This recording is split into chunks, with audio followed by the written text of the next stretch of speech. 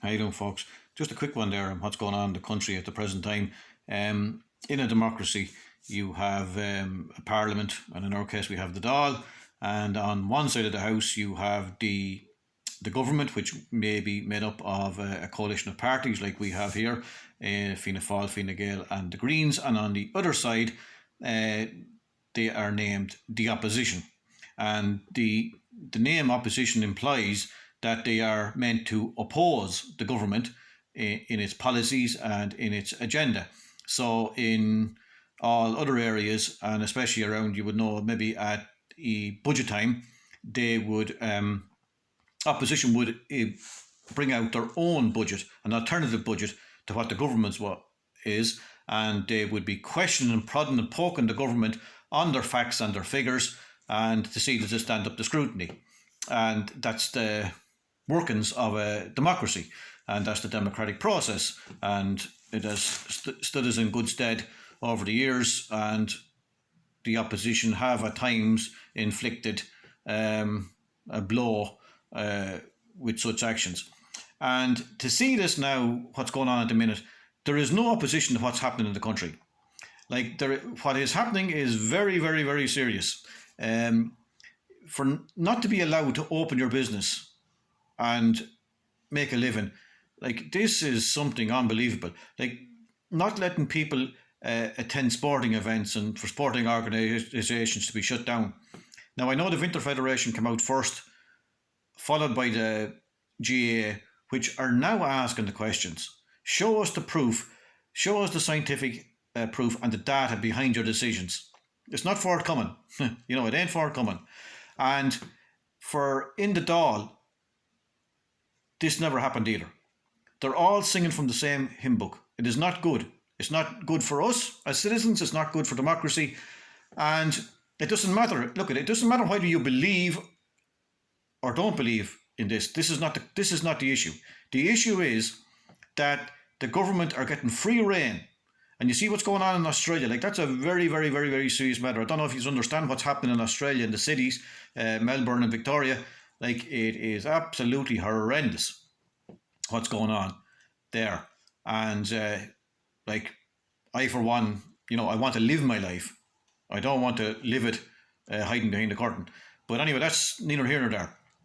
I'm just saying to you that what is going on should be debated more. It should be prodded and poked. And if it stands up to the scrutiny, so be it. Fine. I'll be happy then. But I'm not happy when things are just railroaded and, everybody's singing from the same hymn book. It's not good. And lastly, I am absolutely bewildered and shocked at the anger of the people and over this golfing dinner. It's that to me is farcical, because this goes on the whole time. Why are you shocked now? Do you people not realise that, when it comes to almost any area, the law enforcement, they don't suffer the same way as me or you would. They get their penalty points and their drink driving charges all taken care of, these other offences. The same thing applies to tax. They don't pay tax. There's tax evaders in the Dáil. That's a fact. That's a fact. Didn't they get special treatment? The banking system was giving them special preferential treatment to have offshore accounts. That's the way it works. So when it comes to this sort of thing, doing lockdown the same as us, why would they? At any other time they didn't run the same way as us. So why would they do it at this stage? You're unbelievably naive, and I'm going to say it. You're very stupid to be believing and to be shocked by this. I'm not shocked. I'm not surprised. You know what I mean? It doesn't make a damn bit of difference to me. That's the truth of it. Because that's what I expect from them. I don't have any great expectations from them. Most of them are, low lives. There's no other way of putting it. They're in it for what they can get out of it, and they're parasites.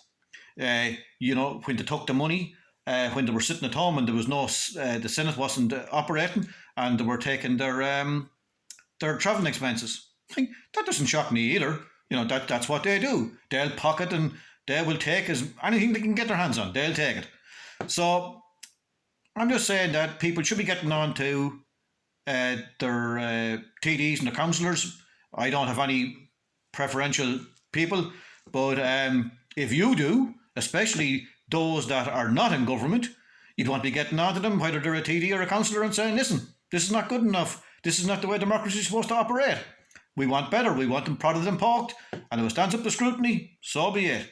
But at the minute, this is not good. And it's not good for us in the long term.